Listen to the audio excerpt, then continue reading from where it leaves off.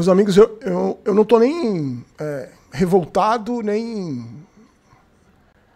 tão triste assim com a derrota, porque virou uma coisa normal, né? É um resultado normal o São Paulo perder do Flamengo.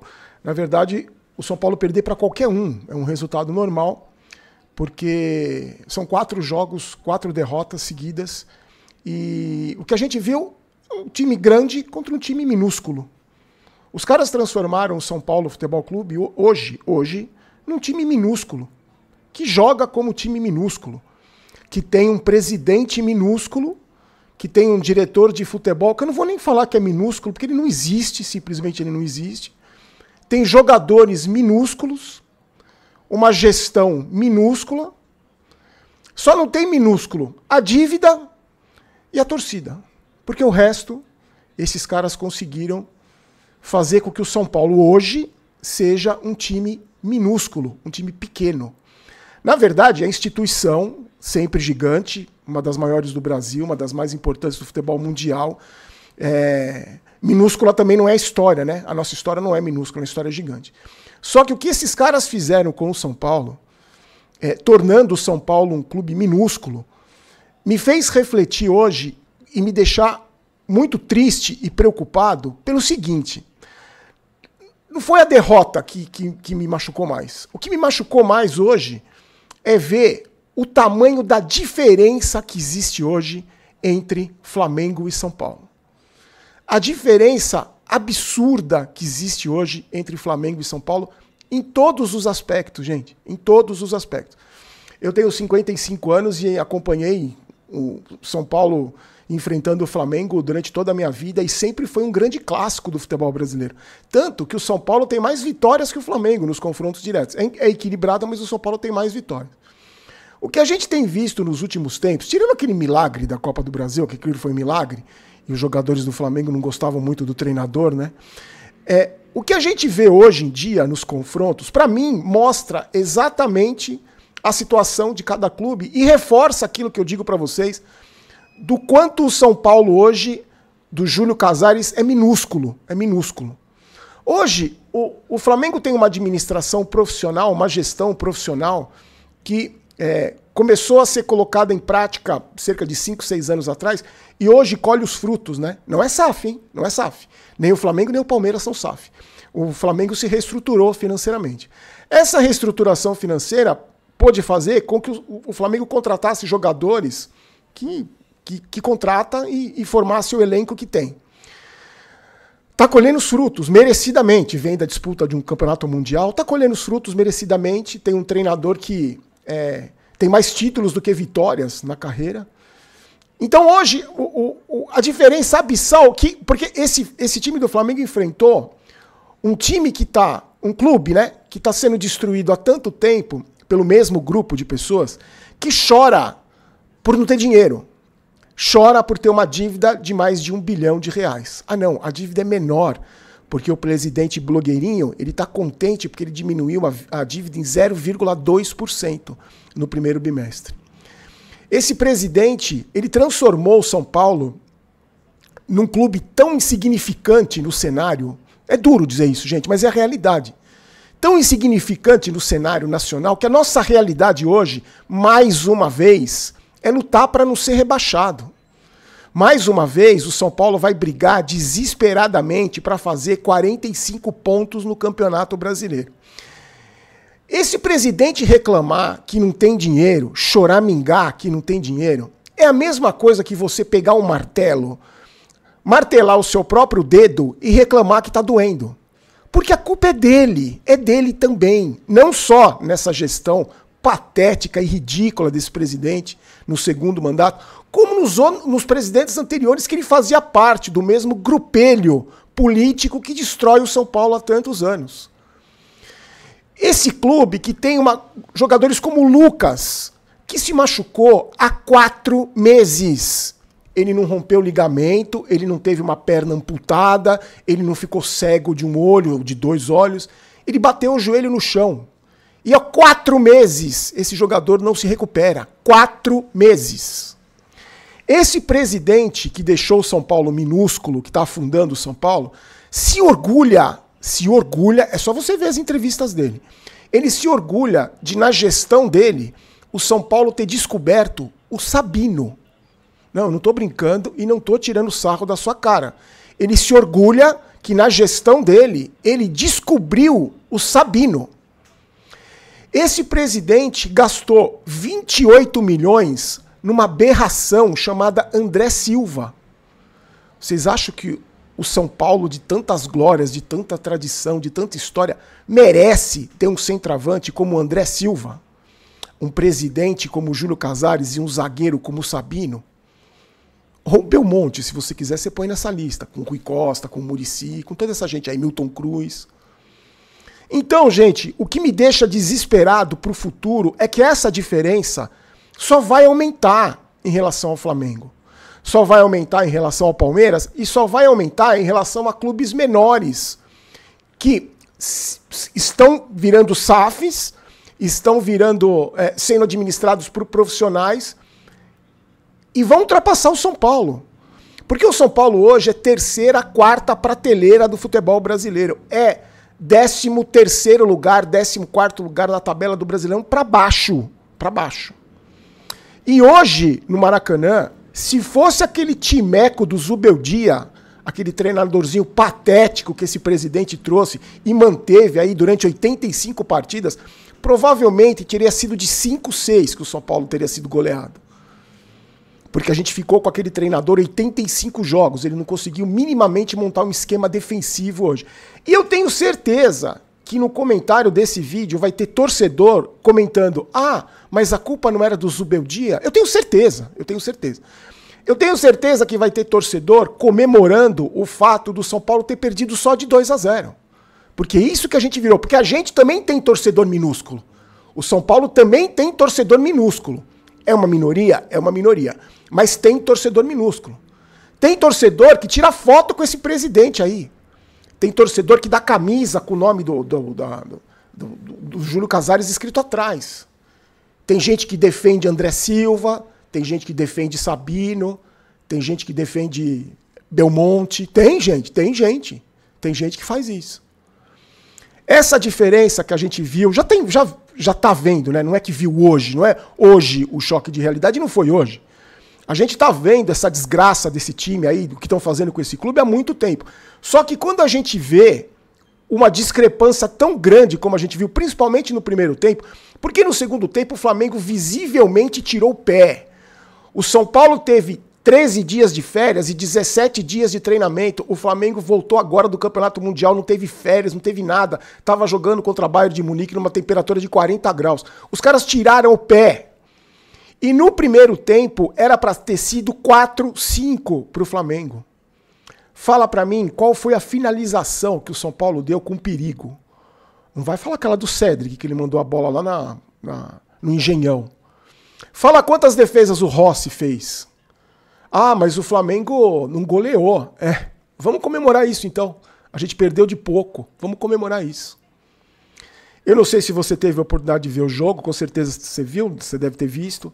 Mas o primeiro tempo do São Paulo, eu me senti torcendo para um time pequeno. Eu me senti torcendo para o Noroeste de Bauru, quando eu fazia faculdade, para o Paulista de Jundiaí, aqui quando pega um time grande, que vem, né, com um time que é melhor. A postura do São Paulo, os jogadores, a postura de time pequeno dos jogadores do São Paulo. Teve um lance que para mim é muito simbólico. O Marcos Antônio recebe uma bola na lateral do campo, de lado, né? De frente para o banco de reservas. Ele tem duas opções. Ou ele vira e vai para frente, ou ele vira e vai para trás. Ele virou e foi para trás. E perdeu a bola. O Rafael, o goleiro, com 10 minutos, estava fazendo cera. Com 10 minutos de jogo. O goleiro do São Paulo Futebol Clube, tricampeão da América, tricampeão mundial, estava fazendo cera com 10 minutos do primeiro tempo. Quando você vê isso, quando você está na sua casa vendo isso, vendo esse tipo de comportamento dos jogadores do São Paulo, se você não conseguir enxergar o quão baixo desceu o São Paulo, como a gente está pequeno, é impossível a gente não enxergar o quanto minúsculo virou o São Paulo Futebol Clube. No segundo tempo, era para ter sido 3-4. O Rafael fez aquela lambança no começo, quase que ele joga a bola para dentro do gol, mas depois ele fez duas defesas pelo menos, que era para ter terminado 3-4-0 o primeiro tempo. E no segundo tempo, o Flamengo força, faz o gol e tira o pé. E tira o pé, visivelmente tira o pé, e só não goleou porque tirou o pé. E o São Paulo não tem capacidade, porque não tem jogador, não tem a mentalidade de perdedor desses jogadores do São Paulo, a mentalidade perdedora desses caras, não deixa o time ir pra frente, não deixa. E inconscientemente, esses cabeças de bagre aí, eles são como parte da torcida, que tá feliz, que tá perdendo de pouco. A mentalidade de time perdedor faz esse time jogar 80% das bolas para trás. Porque tem medo de jogar, porque sabe que não tem capacidade de jogar. O Crespo se revoltou no banco de reservas com a lentidão desse time e o toque de bola para trás. E isso vem acontecendo há quantos anos no São Paulo, meus amigos? Quantos anos no São Paulo você vê esse time frouxo, esse time ruim, esse time desgraçadamente ruim, esses toques de bola para trás, esse comportamento de time pequeno? Há quantos anos a gente vem acompanhando isso? E sabe quando vai mudar? Nunca vai mudar. Eu, pelo menos, não vou ver. E a gente já cansou de falar isso aqui. Eu não vou ver mais. Eu tenho 55 anos, eu tenho certeza que eu não vou ver. A SAF não é uma solução. A gente viu muito clube virando SAF e não resolvendo absolutamente nada. A gente tem o Vasco, que é um exemplo muito grande. Cair para a segunda divisão, como tem muito torcedor que acha que tem que cair, porque aí muda, também não resolve absolutamente nada. Eu vou usar o Vasco como exemplo também de novo. E vários outros clubes que foram rebaixados e não resolveu nada. Não precisa virar SAF para ser vencedor. O Flamengo é SAF? O Palmeiras é SAF? O que precisa, gente, é de gente competente administrando um clube de futebol. O que precisa ter é profissional trabalhando. O que precisa ter é gente que não está preocupada com o próprio ego e está preocupada com a instituição São Paulo Futebol Clube. Tem que ter dirigentes que não estão preocupados com futuros cargos políticos, fora ou dentro do futebol. Precisa de gente comandando o futebol que entenda do assunto, que saiba, que tem história no futebol. Mas sabe o que é pior? O próximo presidente do São Paulo, muito provavelmente, se chama Carlos Belmonte, porque é do mesmo grupelho político que mantém o Casares no poder. O próximo presidente do São Paulo vai ser uma continuação das trágicas administrações que o São Paulo vem sofrendo nos últimos anos. Vai ser o mesmo grupo de pessoas, esse mesmo grupo de pessoas que simplesmente ama mamar nas tetas do São Paulo Futebol Clube. Esse mesmo grupo de pessoas que não vai largar o osso por nada nesse mundo. Esse grupo de pessoas que o mais importante para eles é a vaidade de ter um cargo de poder administrando esse clube. São esses caras que vão continuar. São esses mesmos conselheiros que vão continuar destruindo o clube. Conselheiros palmeirenses, corintianos, são paulinos, inclusive vitalícios que torcem para outros clubes. Esses mesmos caras não vão jamais querer separar o social do futebol. Esses caras estão mais preocupados em chupar as bolas de sócio, desculpe o termo, em lustrar as bolas de sócio, colocando luz no biribol, porque esses sócios que elegem os conselheiros, que elegem o presidente. Nós, torcedores, para essa gente, nós não somos nada. Nós não somos nada. Só que a gente tem um instrumento hoje. A gente tem as redes sociais. A gente tem força, assim. Sabe por que tem força? Porque esses caras são muito vaidosos. Esses caras se incomodam, sim, com a cobrança. Esses caras se incomodam, sim, se a torcida exigir a saída imediata dessa coisa chamada Carlos Belmonte. Eu digo como profissional, tá, gente? Não tô falando nada pessoal, é profissional. A torcida tem força, porque não adianta ir lá em CT, ir no CT e bater em jogador, não adianta nada, nunca resolveu nada. Nunca resolveu absolutamente nada. O torcedor comum tem força, sim. O torcedor comum compra produto oficial, o torcedor comum é sócio torcedor, o torcedor comum vai no estádio. O torcedor comum tem força, sim. E o torcedor comum tem rede social. Tem um canal direto de comunicação com esse bando de incompetente. A gente é um canal de comunicação com esse bando de incompetente. Meus amigos, mais uma vez a gente vai lutar para não cair. Eu acho que a tendência é que seja um pouco mais fácil com o Crespo, porque eu acredito que com o Zubeldia o rebaixamento era certo, era 100% de certeza. Com o Crespo, eu acho que existe uma esperança. Pela história que o Crespo tem no futebol e pela experiência que ele adquiriu depois que ele saiu do São Paulo. Só que eu começo a pensar o seguinte, já que a gente virou um time pequeno, vamos jogar como time pequeno. Vamos salvar o nosso pescoço da segunda divisão. Porque cada vez mais eu começo a acreditar naquela minha teoria, que é isso que esses caras que comandam o São Paulo querem. Que o São Paulo afunde de vez, para eles poderem vender para qualquer picareta que aparecer por aí e se transformarem em heróis. Esse é o meu maior medo. Meus amigos, vou pedir para você comentar sobre tudo isso, comentar sobre esse jogo. Lembrando que somos patrocinados pela KTO, amanhã tem a final do Mundial, se você quiser fazer sua fezinha.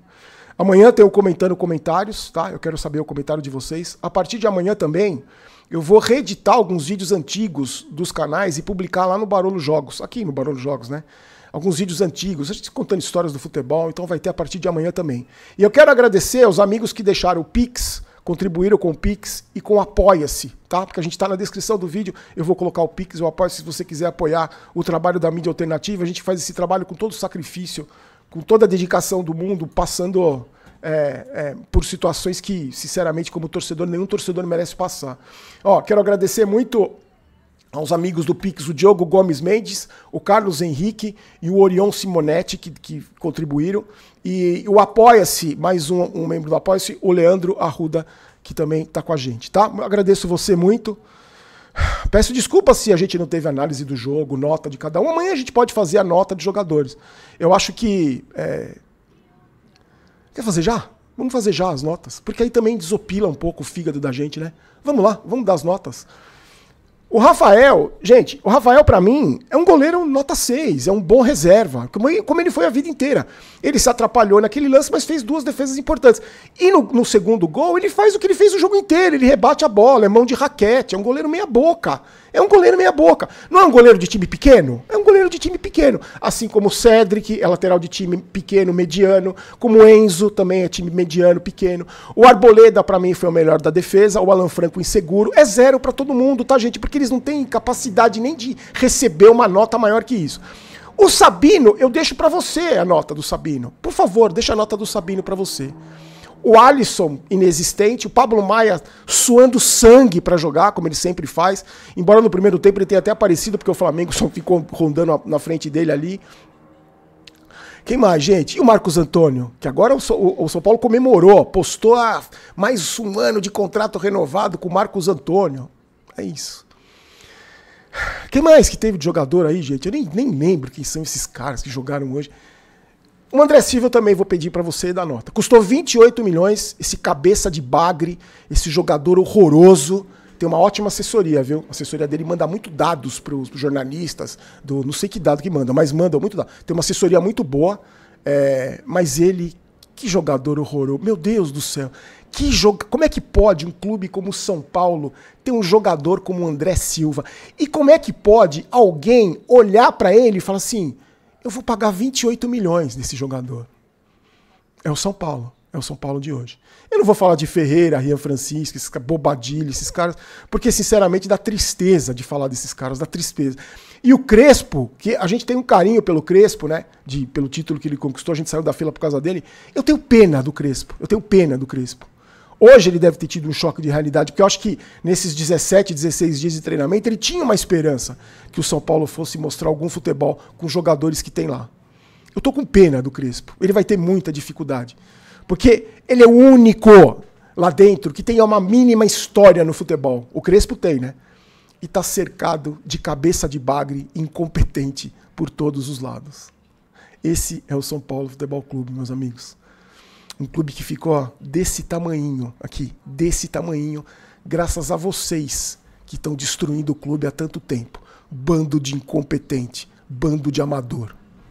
A gente se encontra amanhã, meus amigos. Um abraço.